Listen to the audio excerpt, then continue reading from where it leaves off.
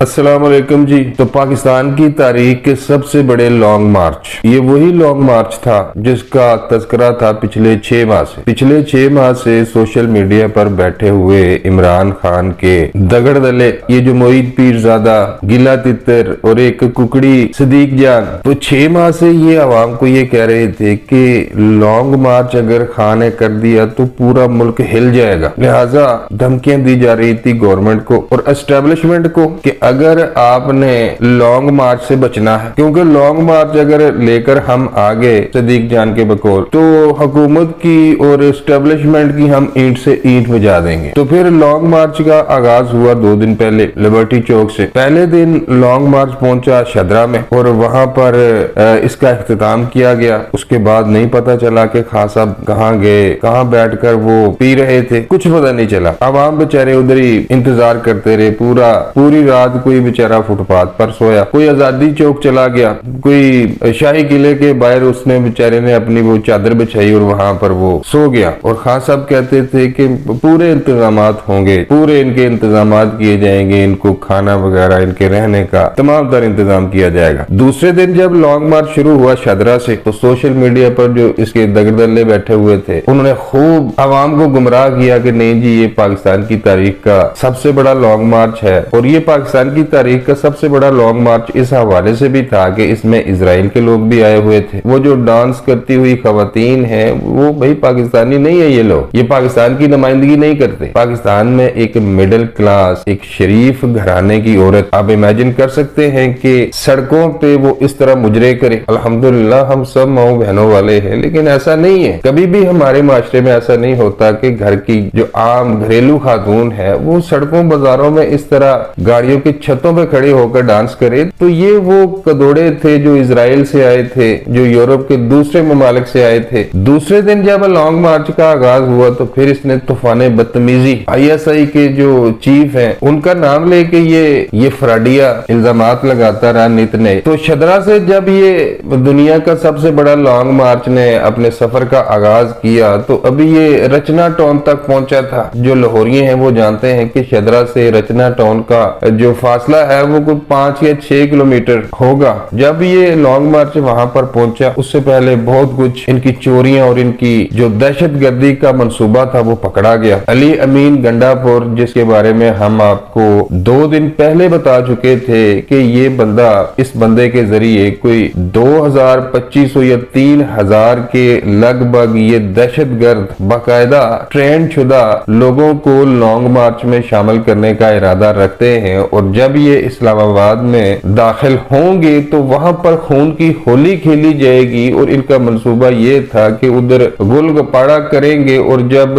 हुकूमत की जानब से इन पर आंसू गैस फेंकी जाएगी तो उस वक्त इन्होंने प्लान बनाया था कि कोई 200-250 लोगों को इन्होंने वहां पर कत्ल करना। तो वो ऑडियो कॉल लीक कर दी राना सनाउल्लाह साहब ने। इस तहरीब कार की असल औकात लोगों के सामने आ गई कि ये तो वाकई ही पाकिस्तान के वजूद को मिटाने के दरपे है। और भी कुछ दहशतगर्दी के इनके जो मंसूबे थे वो भी पकड़ेगी। तो रचना टाउन जब पहुंचा, दुनिया की तारीख का सबसे बड़ा लॉन्ग मार्च, तब से लेकर अभी तक, कल मैं जरा थोड़ा सा मसरूफ था, अपडेट नहीं कर पाया आपको, तो अभी तक ये पाकिस्तान का सबसे बड़ा फ्राडिया इमरान खान नियाजी, अभी तक इसका कोई पता नहीं कि ये कहाँ गया, किस बिल में छुपा हुआ है। दावे इसके जरा चेक करें। क्या कहता था जब इन्होंने लॉन्ग मार्च करने का हतमी फैसला कर लिया था? बनीगाला में एक इजलास हो रहा था, किसी ने पूछ लिया कि खान साहब लॉन्ग मार्च में कितने लोग होंगे? तो कहता है कि लॉन्ग मार्च का एक सिरा होगा इस्लामाबाद में दाखिल हो रहा होगा और दूसरा इसका जो सिरा होगा,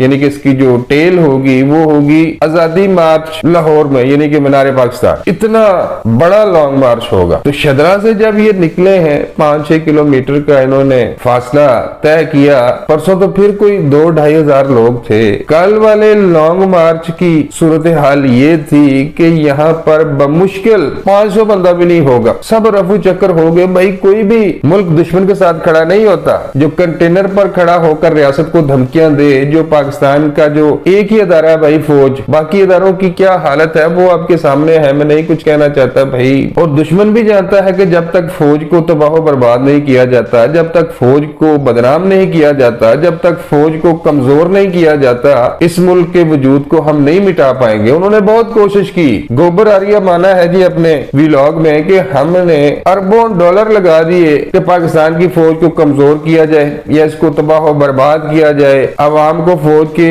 खिलाफ उभारा जाए, लेकिन वो ऐसा नहीं कर पाए। लेकिन इमरान खान साहब ने बहुत कम पैसों में ये काम कर दिया। वो खुद मान रहे हैं, इंडियन मीडिया तो 2 दिन से वो खान साहब के हक में पूरी एक मुहिम चला रहा है कि नहीं जी 10 साल के लिए खान साहब को लाएं, और पूरा उन्होंने इंतजाम किया हुआ था, अमेरिका ने, इजराइल ने और भारत ने, कि पाकिस्तान में इंतशार पैदा कर दिया जाए, अवाम को फौज के खिलाफ कर दिया जाए। लेकिन मैं सलाम पेश करता हूँ अपनी अवाम को जो इनके मंसूबों को समझ गए और लॉन्ग मार्च में वही दगड़ दले निकले थे जो पाकिस्तान के वजूद को मिटाना चाहते हैं। जी लॉन्ग मार्च मैं ये कर दूंगा, वो कर दूंगा, कल से इसका पता नहीं है कि ये बंदा है कहाँ। बुरी तरह इनका लॉन्ग मार्च नाकाम हुआ है। और यहाँ पर मैं हुकूमत से ये गुजारिश है, मेरी इदारों से, खास तौर पर एजेंसियों से मेरी दरख्वास्त है, बल्कि पाकिस्तान के 22 करोड़ आवाम की ये गुजारिश है कि भाई कब तक आप इग्नोर करते रहेंगे, कब तक आप दरगुजर करते रहेंगे